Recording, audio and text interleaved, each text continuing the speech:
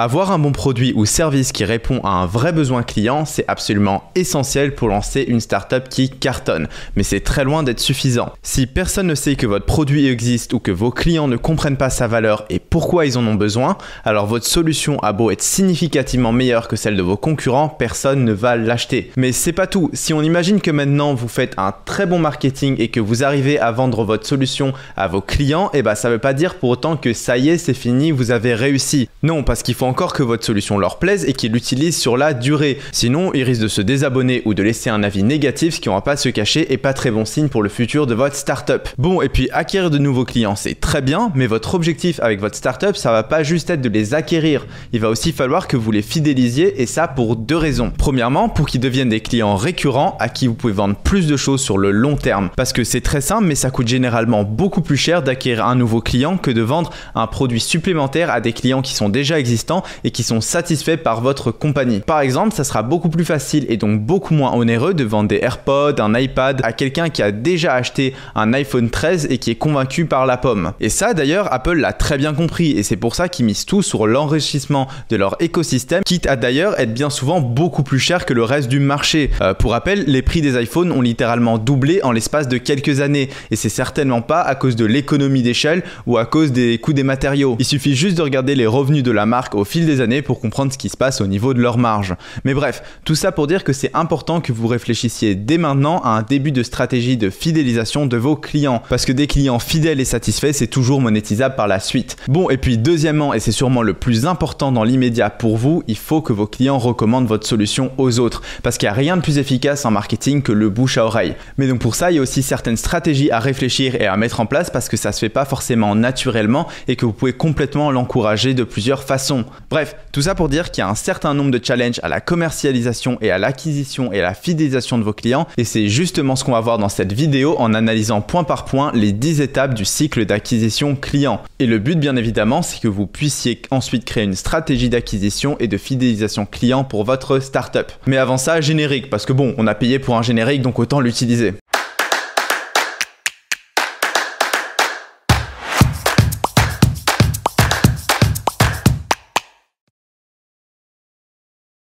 Ok, alors la première étape logique du cycle d'acquisition client qu'on va voir, c'est ce qu'on appelle la prise de conscience. Donc comment est-ce que vos clients réalisent qu'ils ont un problème ou un besoin et qu'ils doivent y remédier? Alors pour certains, ça peut être très évident. C'est le matin, j'ai faim, je suis intolérant au gluten. Bon il me faut des céréales sans gluten, c'est pas sorcier. Mais pour d'autres startups, c'est pas toujours évident parce que souvent vos clients n'ont pas forcément conscience qu'ils ont un problème et donc qu'ils ont besoin de votre solution. Par exemple, si vous vendez un logiciel de cybersécurité en B2B, bien souvent vos clients auront du mal à comprendre qu'ils ont besoin de payer chaque année 10 000 balles pour votre logiciel de sécurité. En tout cas, ils auront du mal à le comprendre jusqu'à qu'il se fasse pirater et qu'à ce moment-là, ils comprennent pourquoi ils en avaient vraiment besoin. Mais bref, tout ça pour dire que nous autres êtres humains, on a beaucoup de mal à anticiper et prendre au sérieux les problèmes jusqu'à qu'ils s'imposent vraiment à nous. Je crois que là, pour le coup, j'ai pas trop besoin de vous donner des exemples. Mais c'est là où justement, pour le coup, il faut être fort en marketing. Parce que si vous vendez par exemple un logiciel de protection de données, malheureusement, une fois que vos clients se sont fait hacker, votre logiciel de protection, il sert plus à rien.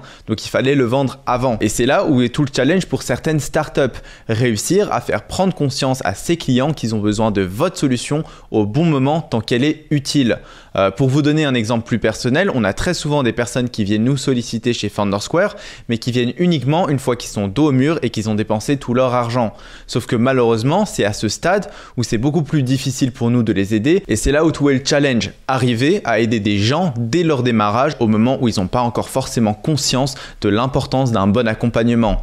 Ce qui veut dire trouver un moyen de faire prendre conscience à ses clients qu'ils ont un problème avant qu'ils y soient confrontés. Et ça, c'est pas toujours évident et donc il faut que vous réfléchissiez à comment vous allez vous y prendre si c'est le cas pour votre startup, si vos clients n'ont pas naturellement conscience qu'ils ont un problème ou un besoin que vous voulez résoudre. Donc par exemple, vous pouvez faire des vidéos purement éducatives sur le sujet que vous allez poster sur les réseaux sociaux, comme le fait par exemple l'application Too Good To Go qui explique bien le concept de gaspillage alimentaire et pourquoi c'est problématique. Sinon, vous pouvez aussi créer un blog ou une chaîne YouTube ou même un podcast qui parle du sujet et qui explique le problème. Une autre option qui marche bien, c'est aussi de faire de la relation presse, parce que généralement les gens ont tendance à faire confiance à la presse. C'est plus facile de marketer quelque chose quand c'est quelqu'un d'externe qui parle de votre produit que quand c'est vous-même qui parlez de ses mérites. Bref, il y a plein de stratégies qui fonctionnent, mais celle qui a le plus le vent en poupe pour une startup en ce moment, c'est celle du contenu gratuit, c'est-à-dire de proposer du contenu de qualité gratuitement sur Internet. Donc par exemple offrir des templates, des tutos, des conseils sur le sujet, comme nous on peut le faire par exemple avec notre chaîne YouTube ou avec des landing pages sur des sujets du style comment faire un bon pitch deck où on offre un template à télécharger à la fin. Le but c'est d'aider les gens, mais c'est aussi de leur faire comprendre qu'on sait ce qu'on fait et qu'on peut les aider sur d'autres sujets. Pour vous donner un autre exemple qui marche super bien, allez voir le site et le blog de Médoucine qui propose des articles super bien écrits sur plein de sujets médicaux et qui leur amènent un trafic monstrueux gratuitement sur Internet.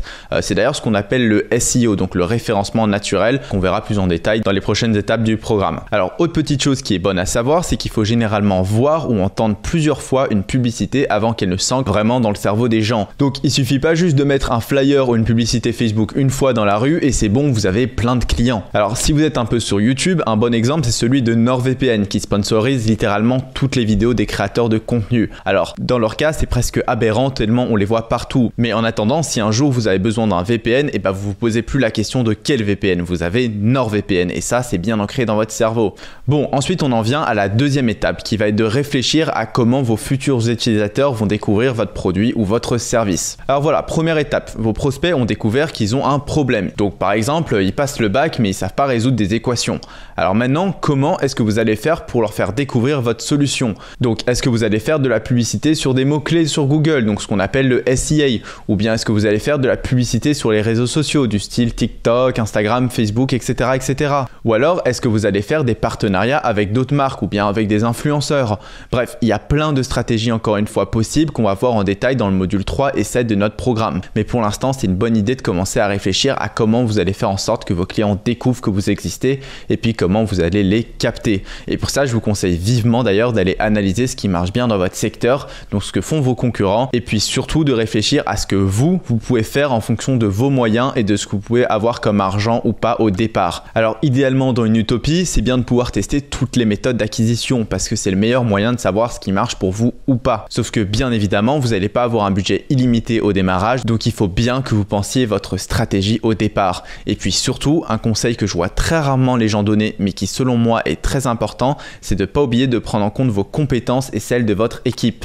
Parce que si personne n'est à l'aise à la caméra et que personne n'a envie d'apprendre ou de s'afficher sur les réseaux sociaux, ce qui arrive, alors démarrer une chaîne YouTube ou TikTok, ça va juste pas marcher parce que ça va vous demander des efforts délirants pour le faire et si vous le faites pas avec un minimum d'entrain, ça risque d'être hyper compliqué. Donc il faut vraiment que vous arriviez à matcher ce qui fonctionne bien dans votre secteur avec vos moyens financiers et puis avec ce que vous pouvez vraiment tester parce que vous ou quelqu'un de votre équipe a des compétences dedans ou l'envie et le temps nécessaire pour apprendre et le tester sur plusieurs mois. Parce que ce soit de publier sur LinkedIn, YouTube, Instagram, TikTok ou de faire un blog ou du SEO ou tout le tralala, je peux vous le dire, tout prend du temps avant qu'il y ait un vrai retour sur l'investissement. Donc ça sert strictement à rien de faire un test sur 2 semaines parce que pour certaines stratégies, c'est vraiment un investissement qui ne paye qu'au long terme. Bon, et puis bien évidemment, et c'est peut-être le plus essentiel, pensez toujours à votre persona et à ses habitudes de consommation. N'allez pas sur Instagram ou sur TikTok si votre cible est très peu active dessus ou si elle regarde uniquement du contenu hautement divertissant et que vous faites une solution de comptabilité par exemple. Parce qu'on va pas se cacher, c'est pas le top du divertissement sur TikTok. Bon alors ensuite, pour la troisième étape, maintenant que vos clients ont conscience de leurs besoins et qu'ils savent que vous existez, la question qu'ils vont se poser c'est pourquoi vous plutôt qu'un autre?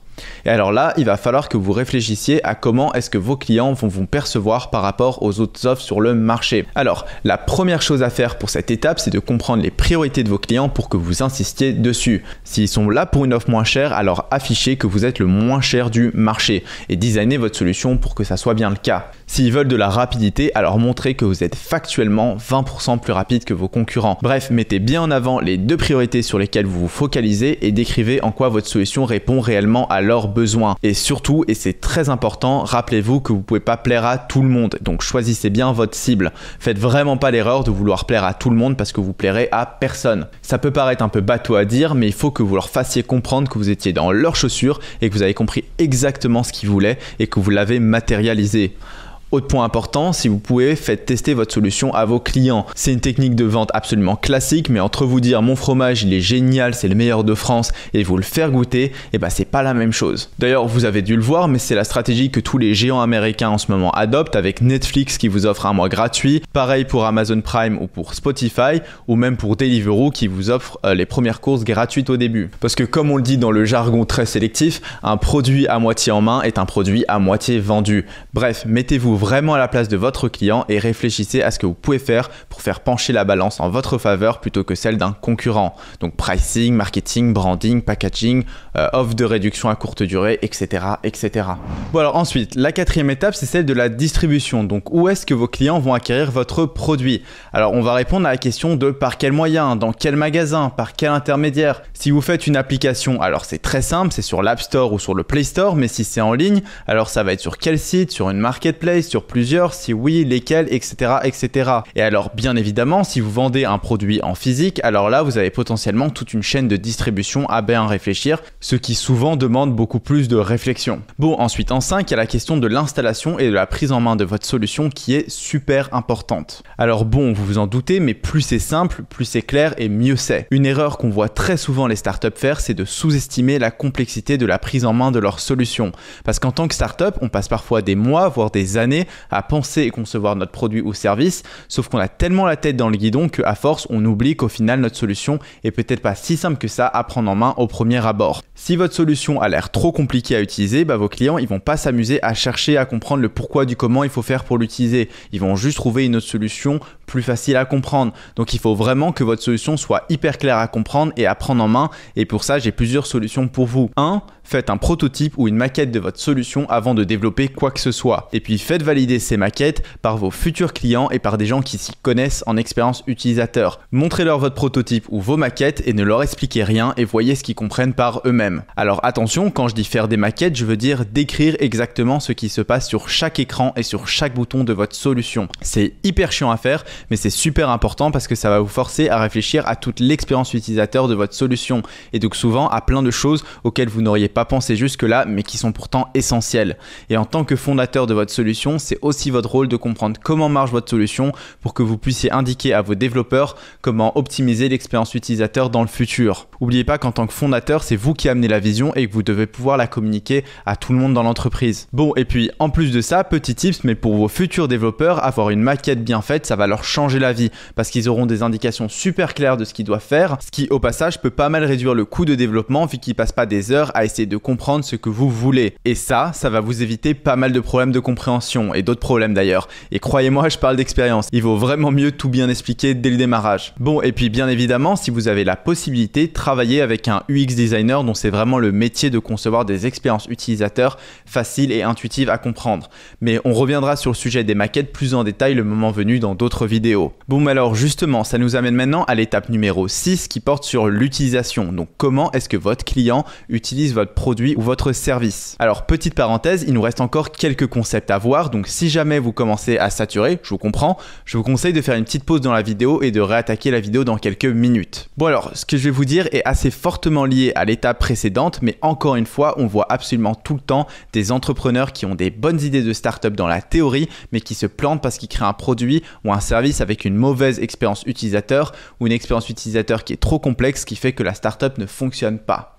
Aujourd'hui, ce que vous devez savoir, c'est que les gens cherchent avant tout la simplicité et la facilité parce que personne ne veut se prendre la tête à comprendre comment utiliser votre solution, même si elle a beaucoup de valeur. Vous l'avez sans doute remarqué, mais on évolue dans un monde où la tendance est d'obtenir tout le plus rapidement et le plus facilement possible, et ça en faisant le moins d'efforts. Sinon, ça serait pas drôle. Et justement, un exemple que je trouve assez flagrant de ça, c'est celui de la création d'un compte aujourd'hui sur la plupart des sites et des applications. Je suppose que vous en souvenez, mais il y a encore seulement quelques années, on vous faisait l'outrage de vous demander d'écrire votre nom et votre prénom et votre adresse mail manuellement pour vous créer un compte quelque part.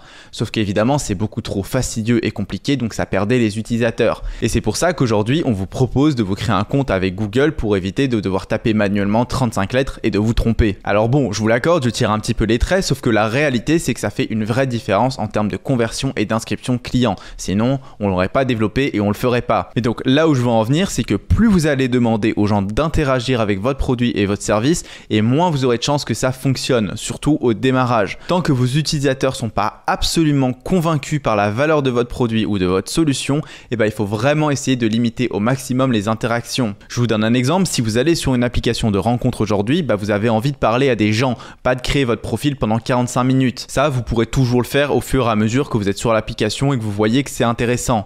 Donc au démarrage, il faut vraiment demander le minimum syndical pour que ça fonctionne. Donc retenez bien que l'erreur à absolument éviter, c'est vraiment de surestimer l'enthousiasme de vos clients et de ce qu'ils seraient prêts à faire pour utiliser votre solution. Encore une fois, ils vous payent pour que vous leur simplifiez la vie, pas pour qu'ils se prennent la tête. Donc même conseil que pour l'étape 5, concevez un produit simple à comprendre et à utiliser sur la durée et soyez tout le temps à l'écoute de vos utilisateurs et de leur feedback pour améliorer continuellement l'expérience utilisateur. Et tout ça, on en parlera bien évidemment dans une autre vidéo dédiée au sujet sur comment améliorer l'UX au fur et à mesure. Bon, ensuite pour l'étape 7, on va se poser la question de la valeur perçue par le client. Donc comment est-ce que votre client estime le rapport qualité-prix de votre solution? Alors pour cette étape, il va falloir que vous mettiez à la place de vos clients et que vous déterminiez quels sont les critères importants pour eux qui vont déterminer si votre solution est bien ou pas. Alors un truc qui va être très important de garder en tête, c'est la cohérence entre votre proposition de valeur et celle de votre proposition marketing. Si vous promettez une course de voiture 50% moins chère qu'un taxi, alors vous devez être sûr que c'est bien le cas, ou en tout cas que vous êtes assez proche. Parce que bon, on voit tout le temps des entrepreneurs survendre leurs solutions parce qu'ils n'ont pas assez confiance en leur proposition de valeur et qui se disent que pour vendre, ils doivent surpromettre. Sauf que c'est comme ça qu'on crée de la déception client, vu que les gens par nature se focalisent sur ce qu'ils n'ont pas, et ça même si votre produit est absolument génial. Si je vous vends un iPhone avec une autonomie d'une semaine, si au final l'autonomie dure que 2 jours et demi, vous allez crier au scandale et c'est normal. Sauf qu'en réalité, 2 jours et demi, c'est bien mieux que ce que font les téléphones aujourd'hui, et donc si je vous l'avais vendu comme tel, vous auriez été super content. Donc évitez vraiment de survendre et faites confiance en votre proposition de valeur, même si je sais que c'est pas toujours facile au démarrage, parce que c'est normal de douter. Mais la meilleure solution pour ça, c'est d'essayer vraiment de comprendre les critères importants pour vos clients pour factuellement les adresser.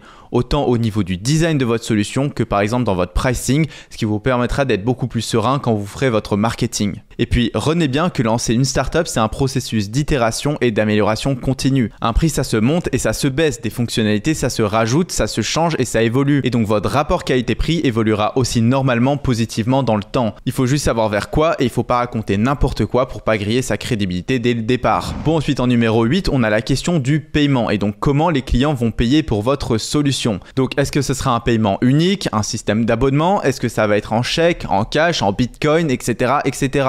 Et puis surtout, en plus de la méthode et de la manière, il faut aussi que vous réfléchissiez à quand est-ce que vos clients vous payent. Est-ce que ça va être au début ou à la fin? Parce que ça peut faire une grosse différence sur votre cash flow. Si vos clients vous payent à la fin, vous devez pouvoir tenir en termes de trésorerie jusque là. Je vous donne un exemple tout simple. Dans notre cas, notre plateforme, elle est éligible CPF, ce qui est super parce que ça permet à un maximum de personnes d'y avoir accès, mais ce qui veut aussi dire que le paiement vient beaucoup plus tard et qu'il faut donc le prendre en compte dans notre trésorerie pour pas tout cramer avant que l'argent arrive, ce qui peut prendre parfois des mois. Autre point intéressant, réfléchissez à si vous pouvez envisager ou pas le paiement en plusieurs fois parce que c'est souvent plus facile de vendre un produit en 12 fois 100 € plutôt qu'en une fois 1200. Mais encore une fois, ça a aussi un impact sur votre cash flow et ça vous expose à d'autres problématiques que vous devrez prendre en compte. Mais voilà, réfléchissez bien à ce que font vos concurrents et à ce que vous pouvez instaurer comme système de paiement parce que ça peut être un énorme avantage concurrentiel. Bon alors ensuite pour l'étape 9, on va voir comment est-ce que vous allez aider vos clients s'ils ont des questions ou des problèmes avec votre solution. Alors là, le but, ça va être de décrire ce que vous allez mettre en place en cas de problème. Donc est-ce que vous allez mettre en place un service après-vente ou un système de FAQ ou est-ce que vous allez avoir quelqu'un qui va répondre aux questions de vos clients par téléphone? Le but dans cette étape, ça va être de réfléchir aux potentiels problèmes que vos clients risquent de rencontrer pour préparer des réponses au mieux, toujours dans un objectif de garder une bonne satisfaction client autant que possible. Bon, et puis finalement, la dernière étape, ça va être de réfléchir à comment est-ce que vos clients vont parler autour d'eux de votre solution et comment vous pouvez les fidéliser. Alors, bien évidemment, la réponse la plus simple, c'est de bien avoir fait les autres étapes avant et d'avoir créé un bon produit que vous vendez à un bon prix avec le bon message marketing. Parce que si vos clients sont satisfaits, ils le diront aux autres, c'est pas sorcier. Sauf que bon, en plus du produit et du prix, vous pouvez aussi mettre en place certaines stratégies qui vont encourager le bouche à oreille et ce sentiment d'attache à une marque et d'envie d'en parler aux autres et de consommer consommer plus. Vous pouvez par exemple mettre en place un système de parrainage qui offre des avantages et des réductions et qui incite vos clients à inviter d'autres personnes, comme le fait par exemple Uber qui offre une réduction quand on invite un nouvel utilisateur sur l'application. Sinon, vous pouvez aussi créer une newsletter ou justement faire des vidéos sur YouTube ou autres qui donnent envie à vos clients de les partager et surtout de les fidéliser avec le message que transmet votre entreprise. Au final, la fidélisation, ça passe énormément par le marketing de votre marque et des valeurs que vous voulez transmettre. Et aujourd'hui, ça passe aussi énormément par le marketing des fondateurs, ce qu'on appelle le personal branding.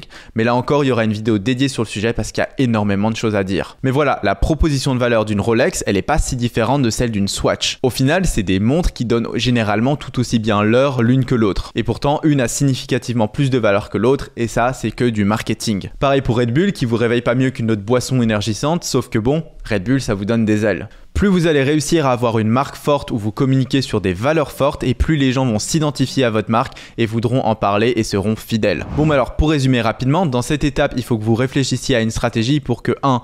Vos clients prennent conscience qu'ils ont un problème ou un besoin, 2. Qu'ils découvrent que votre solution existe, 3. Qu'ils la choisissent plutôt que celle d'un concurrent, 4. Qu'ils la gardent et qu'ils l'apprécient. Et 5. Qu'ils la conseillent ensuite à d'autres personnes et consomment plus de choses le moment venu où vous aurez potentiellement d'autres choses à lui vendre. Et pour faire tout ça, il y a un tas de stratégies auxquelles vous pouvez réfléchir et préparer dès maintenant pour les mettre en place le moment venu et pour que vous sachiez aussi quoi raconter à vos futurs investisseurs quand ils vous diront « Ok, c'est très bien tout ça, mais concrètement, comment est-ce que tu t'y prends pour trouver tes clients et pour vendre ta solution ?» Allez voilà, on arrive à la fin de cette étape. Bon courage à tous et on se retrouve dans les prochaines étapes.